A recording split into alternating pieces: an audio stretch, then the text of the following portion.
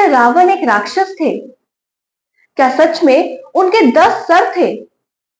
और दशहरे के मौके पर रावण के पुतले को जलाना सही है या गलत? जय जिनेन्द्र।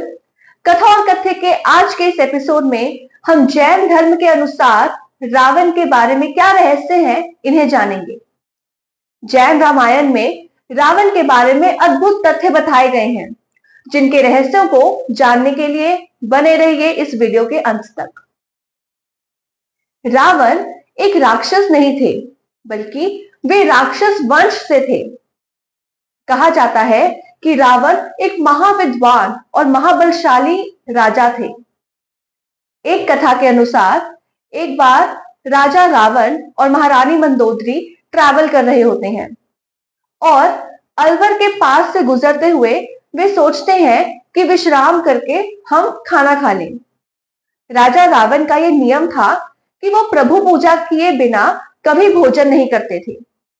लेकिन रानी मंदोदरी प्रभु की मूर्ति को लाना भूल गई थी, तो महाराज रावण का नियम भंग ना हो जाए, इसलिए वहीं पर उन्होंने कुछ मिट्टी को एकत्रित करके एक मूर्ति बनाई। महामंत्र नवकार का जाप करके उस मूर्ति को जीवित कर दिया। रावण के नियम और रानी मंदोदरी की पवित्रता के कारण वो मूर्ति अटल हो गई। रावण और रानी मंदोदरी की पूजी हुई उस मूर्ति का नाम बाद में रावण पार्श्वनाथ से प्रचलित हुआ। लंकापति रावण के बारे में ये कथा बहुत ही प्रचलित है कि उनके 10 सिर थे।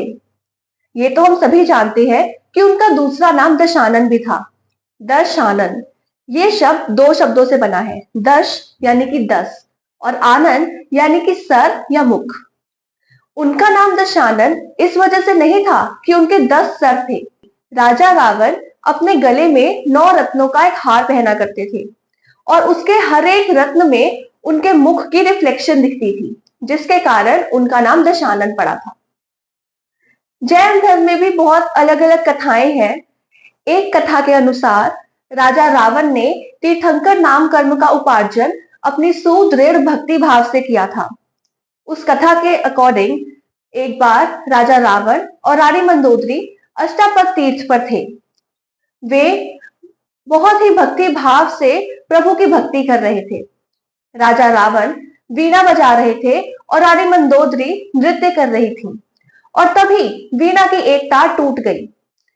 रानी मंदोदरी और उनकी खुद की भक्ति भाव में कोई भी दखल ना आए, इसलिए उन्होंने अपने शरीर की एक नाड़ी निकाली, नाड़ी यानी कि नस निकाली और वीणा में बांध दी और वीणा वादन जारी रखा। इस कारण उन्होंने तीर्थंकर नाम कर्म का उपार्जन किया था। लेकिन अगर हम कुछ दूसरी कथाओं की माने तो प्रभु ने अपने केवल ज्ञान से हमें ये बताया है कि रावण आने वाली 24वीं में तीर्थंकर बनेंगे और तीर्थंकर नाम कर्म का उपार्जन आने वाले भवों में करेंगे। पर अगर हम सभी कथाओं का मूल देखें तो उनका कंक्लूजन तो यही निकलता है कि जो रावण है वो आने वाली 24वीं में तीर्थंकर बनेंगे।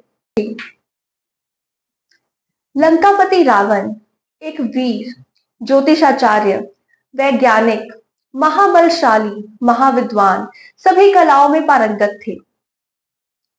उन्होंने अति अभिमान में आकर अपने पूर्व जन्मों के कर्मों का फलस्वरूप सीता का अपहरण कर लिया था। लेकिन अपने नियम के चलते उन्होंने कभी भी सीता के साथ कोई जबरदस्ती नहीं की थी। रावण का वध धर्म युद्ध में श्री राम ने नहीं अपितु लक्ष्मण ने किया था। श्री राम एक बलदेव थे, लक्ष्मण वासुदेव थे और रावण प्रति वासुदेव थे।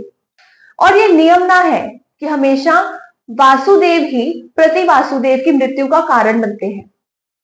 इसीलिए रावण वर्तमान समय में चौथी नरक में है और वे आने वाली 24वीं में भावी तीर्थंकर बनेंगे। और इस बात की जानकारी हमें पद्मचारित्र नाम की पुस्तक से मिलती है। दशहरे पर अलग अलग स्थानों पर रावण के पुतले को जलाया जाता है, जिसमें असंख्य जीवों की जलकर मृत्यु हो जाती है और उसकी अनुमोदना हमें नहीं करनी चाहिए। जैन धर्म के अनुसार रावण के पुतले को ना तो जलाना चाहिए और ना ही जलते हुए देखना चाहिए।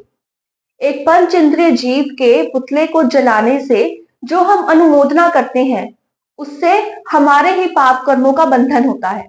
हर साल दशहरे पर रावण के पुतले को जलाया ही जाता है और मेरा ऐसा मानना है कि इसका कारण शायद ये होगा कि मनुष्य इस बात को ना भूले कि आपके अहंकार के कारण आपके ज्ञान, बुद्धि और समझदारी इस हद तक नष्ट हो सकते हैं कि आपके अंदर जो भी अच्छाइयां हैं या जो भी धर्म कर्म करके आपने पुण्य कमाया है, वो एक ही झटके में खत्म हो सकता है और आपको नरक का भोगी बना सकता है।